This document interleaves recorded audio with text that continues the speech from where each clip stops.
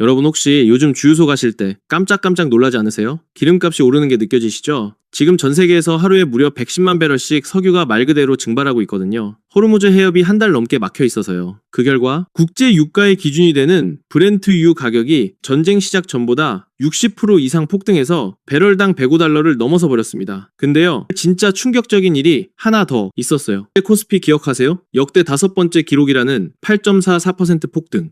뉴스에 다 나왔잖아요. 다들 드디어 바닥 찍었나 보다, 이제 반등이다 하고 안도의 한숨 쉬셨을 거예요. 그런데요, 딱 하루 만에 그 상승분이 전부 사라졌습니다. 오늘 오전에 트럼프가 백악관에서 딱 20분짜리 연설 하나를 했거든요. 그 20분 사이에 코스피는 2.96% 급락, 삼성전자는 5% 하락, SK하이닉스도 5% 하락, 외국인들은 단 몇 시간 만에 4,400억 원어치를 쏟아내듯 팔아버렸어요. 여러분, 20분짜리 연설 하나가 도대체 뭘 했기에 이렇게 된 걸까요? 이게요, 저 멀리 중동에서 벌어지는 남의 나라 전쟁 이야기가 절대 아닙니다. 지금 이 순간도 내일 아침 여러분이 차에 기름 한번 넣을 때마다 더 크게 찍히는 숫자고요. 마트 장바구니에 넣는 참기름 한 병, 과자 한 봉지 가격이 슬금슬금 오르는 이유고요. 그리고 지금 이 순간에도 여러분 증권 앱을 열었을 때 빨간색으로 물들어 있는 내 소중한 주식 계좌의 이야기입니다. 더 무서운 건요, 지금 이 상황, 앞으로 3주가 고비예요. 트럼프가 오늘 연설에서 앞으로 3주 안에 이란을 석기 시대로 돌려놓겠다고 했거든요. 이게 진짜인지 허풍인지 아니면 우리가 모르는 다른 계산이 숨어 있는 건지 오늘 그 이야기를 제대로 해드리려고요. 도대체 어쩌다가 이 지경까지 온 걸까요? 그리고 더 중요한 건 지금 내 주식 팔아야 할까요? 버텨야 할까요? 오늘 뉴스에서는 절대 알려주지 않는 트럼프가 전쟁을 질질 끌고 있는 진짜 속내부터 지금 이 혼란 속에서도 한국 주식을 팔면 안 되는 결정적인 이유까지 제가 오늘 아주 쉽고 낱낱이 풀어드리겠습니다. 자, 먼저 상황을 제대로 파악하려면 시간을 살짝 돌려봐야 해요. 딱 한 달 전으로 돌아가 볼까요? 한 달 전만 해도 호르무즈 해협은 평화로웠어요. 전 세계 해상 석유 물동량의 20%, 그러니까 지구에서 바다로 움직이는 석유 5통 중 한 통이 이 해협 하나를 통과하거든요. 이 해협의 너비가요, 불과 33km밖에 안 돼요. 비유하자면요, 서울 강남에서 강북까지 직선거리가 약 10km잖아요. 그 3배 정도 되는 아주 좁은 물길 하나에 전 세계 에너지 공급의 운명이 걸려있는 거예요. 그런데 그 해협이 막혀버린 겁니다. 한 달 넘게요. 자, 이제 여러분께 아주 중요한 질문 하나를 드릴게요. 이 호르무즈 해협이 막히면 누가 제일 손해볼까요? 이란? 이스라엘? 아니면 중동 국가들? 다들 그렇게 생각하실 것 같은데요. 사실 가장 손해보는 나라 중 하나가 바로 대한민국입니다. 왜냐고요? 우리나라는 석유의 70% 이상을 중동에서 수입해요. 그 중동 석유가 한국으로 오는 길이 바로 이 호르무즈 해협을 통과하거든요. 해협이 막히면 석유가 안 들어오고, 석유가 안 들어오면 정유소가 돌아가질 않고, 정유소가 멈추면 주유소 기름이 바닥나고, 기름이 바닥나면 화물차가 멈추고, 화물차가 멈추면 여러분 냉장고 안에 있는 식료품부터 마트 선반까지 모든 게 다 연결돼 있는 거예요. 이게 강 건너 불구경이 아닌 이유가 바로 여기에 있습니다. 근데 저는 한 발짝 더 들어가 보고 싶어요. 시간을 조금 더 돌려서 1973년으로 가볼게요. 지금으로부터 52년 전이에요. 그때 제1차 오일 쇼크가 터졌잖아요. 중동 산유국들이 갑자기 석유 안 팔아 라고 선언하면서 전 세계가 패닉에 빠졌던 그 사건이요. 당시 한국은요, 경제개발이 한창이던 시절이었어요. 박정희 대통령 시절이었고, 공장이 돌아가려면 기름이 필요했고, 그 기름을 중동에서 싸게 사오는 구조가 이미 깊게 뿌리내리고 있었죠. 오일 쇼크가 터지자 그때 우리 정부가 외쳤어요. 도입선 다변화. 중동 한 군데만 보지 말고 다양한 나라에서 석유를 사오자고요. 그런데요, 그 이후 50년이 지난 지금도 우리나라 중동 석유 의존도는 그때와 크게 다르지 않아요. 왜 그럴까요? 이걸 이해하려면 비유가 하나 필요해요. 여러분, 소고기 등심이랑 사태부위를 생각해보세요. 등심은요, 대충 구워도 맛있잖아요. 그런데 비싸요. 마진이 그리 크지 않아요. 반면 사태부위는요, 질기고 싸죠. 그런데 이 질긴 사태, 고기를 특수한 조리법으로 8시간 푹 끓이면 최고급 갈비찜으로 변신하잖아요. 같은 고기를 가지고 훨씬 비싼 요리를 만들어 파는 거예요. 한국 정유사들이 딱 이걸 하는 거예요. 중동에서 나오는 중질유, 즉 품질이 낮고 저렴한 기름을 사다가 세계 최고 수준의 고도화 설비를 통해서 휘발유, 경유, 항공유 같은 고부가가치 제품으로 탈바꿈시켜요. 그러니까 싸게 사서 비싸게 파는 구조인데 그 사이에 들어가는 게 한국만이 가진 정제 기술력인 거죠. 이 구조 덕분에 한국은 세계 5위의 정유 강국이 됐어요. 근데 문제가 뭐냐고요? 이 구조가 작동하려면 반드시 싸고 질 낮은 중동 중질유가 필요해요. 북해에서 나오는 비싼 경질유를 사면 마진이 안 나오거든요. 그러니까 우리는 중동을 떠날 수가 없는 구조예요. 뛰어난 기술력이 오히려 우리를 중동에 묶어놓는 족쇄가 된 셈이죠. 50년 동안 외쳤던 도입선 다변화가 왜 안 됐는지 이제 이해가 되시나요? 자, 그러면 지금 호르무즈 해협이 막혔다는 게 어느 정도의 충격이냐고요? 이렇게 생각해 보세요. 여러분 집에서 욕조에 물 받는다고 상상해 보세요. 수도꼭지는 지금도 활짝 열려 있어요. 물이 계속 쏟아져 들어오고 있어요. 근데 배수구가 꽉 막혀 있는 거예요. 산유국들은 계속 기름을 퍼내고 있는데 그 기름을 실어 나르는 출구가 막혀버린 거예요. 그러면 어떻게 될까요? 욕조가 넘치겠죠.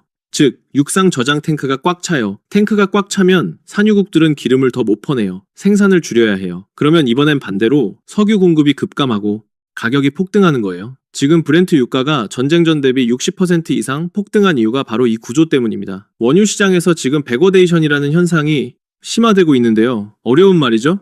쉽게 말하면 이래요. 6월에 쓸 기름값이 7월에 쓸 기름값보다 배럴당 8달러나 더 비싸다는 거예요. 이게 뭘 의미하냐면 시장이 지금 당장 쓸 석유가 없다고 비명을 지르고 있다는 신호예요. 이 정도면 공포 수준이라고 봐야 해요. 블룸버그가 이 상황을 추적하고 있는데요. 블룸버그에 따르면 지금 호르무즈 해협 봉쇄로 이내 매일 110만 배럴의 공급 차질이 발생하고 있어요. 110만 배럴이 얼마나 되는 양이냐고요? 한국이 하루에 쓰는 석유가 약 280만 배럴이에요. 그러니까 지금 전 세계가 하루에 한국 소비량의 40%에 해당하는 석유를 그냥 날리고 있는 거예요. 이 상태가 한 달 넘게 지속되고 있는 겁니다. 자, 이제 오늘의 핵심입니다. 여러분, 솔직히 이상하지 않으세요? 미국이 세계 최강 군사력을 가지고 있잖아요. 항공모함 11척이 있고 스텔스기에 토마호크 미사일에 뭐든 다 있어요. 한 달 동안 공격했으면 진작에 끝낼 수 있을 것 같은데 왜 아직도 전쟁이 끝나지 않고 있을까요? 트럼프가 오늘 연설에서 이란 해군과 공군, 지휘부를 사실상 괴멸시켰다고 했어요. 핵심 전략 목표 완료 단계에 근접했다고도 했고요. 그러면 이제 곧 끝내면 되잖아요? 근데 왜 앞으로 2, 3주 더 석기 시대로 돌려놓겠다는 말이 나오는 거죠? 바로 여기에 트럼프의 진짜 속내가 숨어 있어요. 이건 비유하자면요. 장사가 너무 잘 되는 가게 사장님이 굳이 문을 일찍 닫지 않는 거랑 똑같아요. 지금 유가가 60% 이상 폭등했잖아요. 이게 누구한테 좋을까요? 한국, 일본, 유럽? 절대 아니죠. 이 나라들은 다 중동 석유를 수입해서 써야 하는 나라들이라서 유가가 오를수록 손해예요. 근데 미국은요? 미국은 지금 에너지 자급자족 상태예요. 베네수엘라, 캐나다, 그리고 자체 셰일오일을 통해 중동 석유가 없어도 얼마든지 굴러갈 수 있어요. 오히려 유가가 오를수록 미국의 셰일오일 기업들이 황금기를 맞이해요. 배럴당 60달러 이하면 셰일오일은 채산성이 안 맞아서 힘들거든요. 근데 지금 유가가 105달러를 넘어섰잖아요. 셰일오일 기업들 입장에서는 지금이 역대 최고의 호황기예요. 그리고 트럼프는 그 셰일오일 업계를 등에 업고 있는 정치인이에요. 트럼프가 오늘 연설에서 노골적으로 이런 말을 했어요. 호르무즈에 의존하는 나라들은 미국산 석유를 사거나 직접 해협을 보호하라. 이 발언 하나에 모든 게 담겨 있어요. 전쟁이 빨리 끝나면 유가가 내려가고 셰일 황금기가 끝나고 미국의 협상 카드가 사라져요. 전쟁이 길어질수록 유가는 오르고 미국 에너지 기업은 돈을 쓸어 담고 미국산 석유 사라는 압박이 먹히게 돼요. 이 구조를 이해하고 나면 트럼프의 오늘 2, 3주 더 석기 시대로 발언이 갑자기 다르게 들리죠? 자, 여기서 이야기가 또 한 번 뒤집힙니다. 지금까지 들으시면 아, 미국이 다 계획한 거구나. 이란은 속수무책이겠네 라고 생각하실 수 있어요. 근데요, 이란도 가만히 당하고만 있지 않아요. 지금 이란이 아주 영리한 카드를 하나 꺼내들고 있거든요. 바로 호르무즈 통행료 시스템이에요. 이란이 뭘 하고 있냐면 호르무즈 해협을 완전히 막는 대신 아모코드와 위안화 수수료를 내는 배들은 통과시켜주는 시스템을 은밀하게 구축하기 시작했어요. 비유하자면요. 동네 골목길을 장악한 조폭이 여기 지나가려면 통행료 내라고 하는 거랑 똑같아요. 그런데 이게 공식화되면 어떻게 될까요? 이란이 호르무즈 해협에 대한 통제권을 오히려 더 강화하는 결과가 나와요. 완전히 막아버리면 미국이 군사적으로 뚫어버릴 명분이 생기는데 통행료 시스템을 만들면 우리가 막은 게 아니라 관리하는 것이라는 명분이 생기는 거거든요. 그러면서 위안화 결제를 끌어들이면 중국을 이 구조 안으로 끌어들이는 효과도 있어요. 이 시스템이 자리를 잡으면 호르무즈 봉쇄는 단기 사건이 아니라 구조적인 장기 사건으로 변할 수 있어요. 소름 돋지 않으세요? 자, 그러면 이제 가장 중요한 부분이에요. 앞으로 어떻게 될까요? 제가 시나리오를 두 가지로 나눠서 보여드릴게요. 첫 번째 시나리오, 빠른 종전입니다. 이란이 협상 테이블에 앉는 경우에요. 이란은 지금 해군과 미사일 기반이 거의 괴멸 수준이에요. 여기서 중요한 게 이란의 기존 강경 지도부가 이미 상당수 사망했다는 거예요. 새로 들어선 지도부는 기존보다 훨씬 덜 급진적이에요. 전쟁을 계속할 실탄이 없는 상황이에요. 그러면 이란 입장에서 협상 외 선택지가 없어요. 전략 분석가들이 지금 트럼프의 2, 3주 석기 시대 발언을 두고 뭐라고 하냐면요. 확전이 아니라 빠른 항복을 유도하기 위한 압박선 전략이라고 봐요. 이란에게 협상 테이블에 앉을 마지막 기회를 주면서 안 앉으면 진짜 끝장내겠다는 협박을 극도로 높이는 거예요. 이 시나리오대로라면 앞으로 4월 6, 7일 한국 시간이 아주 중요한 시점이에요. 이란의 공격 유예 기간이 종료되는 시점이거든요. 여기서 이란이 협상하겠다, 휴전 원한다는 신호를 보내면 시장은 폭발적으로 반등할 거예요. 호르무즈 해협이 재개통되는 뉴스 하나가 나오면 코스피는 단 하루에 몇 %씩 오를 수 있어요. 이걸 여러분이 주식을 팔고 난 다음에 보게 되면 얼마나 아깝겠어요. 두 번째 시나리오, 봉쇄 장기화입니다. 협상이 결렬되는 경우에요. 반대로 협상이 결렬되면 어떻게 될까요? 블룸버그는 이 경우 4월 내내 호르무즈 봉쇄가 지속될 가능성이 높다고 봐요. 그러면 도미노가 시작돼요. 유가가 더 오르고 원달러 환율이 500원 을 계속 유지하고 외국인 자금이 한국 시장에서 계속 빠져나가고 코스피 변동성이 극심해지는 구조예요. 실제로 지금 코스피에서는 2월 말 이후 사이드카가 8번이나 발동됐어요. 사이드카가 뭔지 모르시는 분 계시면 주식시장이 너무 급격하게 움직일 때 잠깐 멈추는 응급 브레이크라고 생각하시면 돼요.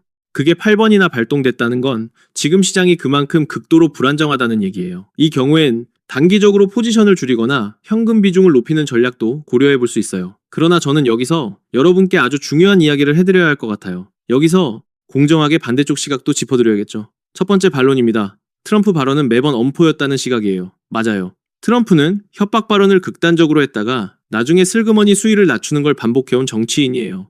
이란을 석기 시대로라는 발언도 실제 지상군 투입이나 전면전으로 가기보다는 협상 압박용일 가능성이 충분해요. 이 점에서 지나친 공포감에 빠지는 건 경계해야 해요. 두 번째 반론입니다. 한국 반도체는 전쟁이랑 상관없다는 시각이에요. 이것도 일부 맞아요. 반도체는 유가와 직접적인 연관성이 낮은 산업이에요. 전쟁이 나도 AI 수요는 안 줄어요.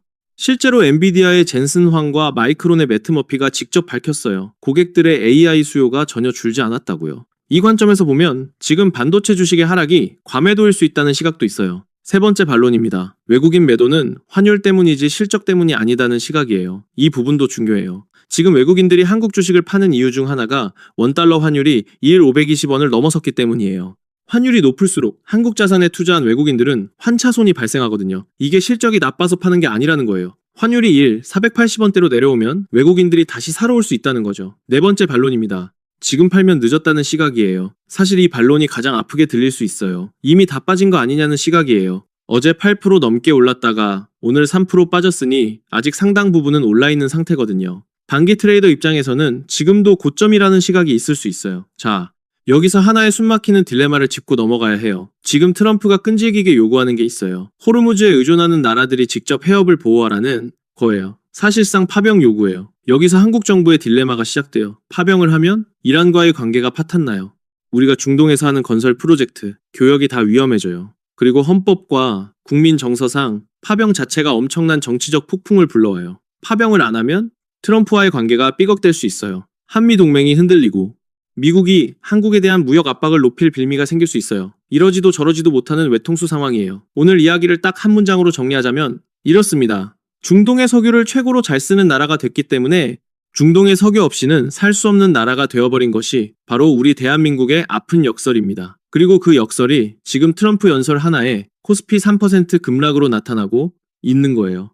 이게 남의 나라 이야기가 절대 아닙니다. 지금 이 순간 호르무즈 해협이 하루 더 막힐수록 내일 아침 주유소에서 여러분이 보게 될 기름 가격 숫자가 달라지고 이번 달 전기 요금 고지서 금액이 달라지고 마트에서 집어 드는 참기름, 과자, 세제 가격이 달라지고 그리고 여러분 증권 앱에서 빨간색과 파란색이 갈리게 됩니다. 그래서 제가 오늘 여러분께 드리고 싶은 건 막연한 공포나 근거 없는 낙관이 아니에요. 지금 당장 체크하셔야 할 것들을 구체적으로 알려드릴게요. 첫 번째 체크 포인트입니다. 이란발 종전 신호를 주시하세요. 트럼프 발언보다 중요한 건 이란 측의 신호예요. 휴전을 원한다. 미국과 협상할 준비가 됐다. 같은 이란발 메시지가 나오는지 체크하세요. 또는 호르무즈 해협 재개통 뉴스, 이란 지상군 후방 점령 뉴스도 체크하셔야 해요. 특히 4월 6, 7일 한국 시간, 이란의 공격 유예 종료 시점 전후로 시장이 크게 움직일 수 있어요. 이 시점을 꼭 캘린더에 표시해 두세요. 두 번째 체크 포인트입니다. 원달러 환율 1, 500원이 기준선이에요. 지금 1, 520원을 넘어선 상태잖아요. 환율이 1, 480원대로 내려오면 외국인들이 다시 한국 시장으로 돌아올 가능성이 높아져요. 그게 본격 반등의 신호탄이 될 수 있어요. 반대로 환율이 1, 550원, 1, 580원 위로 더 올라간다면 외국인 매도 압력이 더 세질 수 있으니 포지션 비중을 조절하시는 게 맞아요. 세 번째 체크 포인트입니다. 한국 반도체의 진짜 체력을 보세요. 이게 오늘 가장 중요한 얘기일 수 있어요. 지금 삼성전자, SK 하이닉스가 5%씩 빠졌잖아요. 무서우시죠? 근데 숫자를 보시면 달라요. 올해 3월 한국 반도체 수출액이 328억 달러를 찍었어요. 사상 최고치예요. 전년 동월 대비 151% 증가해요. 2월에 비해서도 77억 달러나 더 늘었어요. 전체 수출에서 반도체 비중이 38%까지 올라왔어요. 그리고 반도체 시장의 구조 자체가 바뀌었어요. 예전에는 반도체 수요가 경기를 따라갔어요. 경기 좋으면 수요 늘고 나쁘면 줄고. 그런데 지금은 아니에요. AI 수요가 반도체 수요의 핵심 변수가 됐어요. AI 서버를 짓는 건 전쟁이 나도 안 멈춰요. 구글, 마이크로소프트, 아마존이 AI 인프라 투자를 줄였나요? 전혀요. 게다가 지금은 장기 공급 계약 비중이 커졌어요. 삼성전자, SK하이닉스가 엔비디아나 구글과 맺은 장기 계약들이 이미 되어 있어서 주가가 흔들려도 실적은 이미 상당 부분 확정된 구조예요. 자, 여기서 여러분께 질문 하나 드리고 싶어요. 만약 여러분이 지금 대한민국의 경제부총리 자리에 앉아 있다면 트럼프의 이 끈질긴 압박에 어떻게 대답하시겠어요? 호르무즈 의존국은 직접 해협을 보호하라는 사실상의 파병 요구예요. 욕을 먹더라도 파병을 해서 미국과의 동맹을 꽉 붙잡으실 건가요? 아니면 끝까지 버티면서 이란과의 관계를 지키고 중동 에너지 루트를 보호하실 건가요? 어느 쪽을 선택해도 엄청난 대가가 따르는 진짜 딜레마예요. 여러분의 생각을 댓글로 꼭 남겨주세요. 저도 정말 궁금합니다. 오늘 이야기 여기서 끝내기엔 아쉬운 부분이 있어요. 사실 이 전쟁의 불똥이 한국 경제에 튀는 게 에너지와 주식만이 아니거든요. 다음 영상에서는요, 지금 이 전쟁 국면에서 한국이 의외로 가장 크게 웃을 수 있는 산업이 어딘지 파헤쳐 드리려고 준비 중이에요. 힌트를 살짝 드리자면 전쟁이 나면 배가 움직이고 배가 움직이면 돈을 버는 사람이 있어요. 그게 누군지 궁금하시면 꼭 구독 버튼 누르시고 알림 설정해주세요. 오늘도 긴 영상 끝까지 보아주셔서 감사합니다.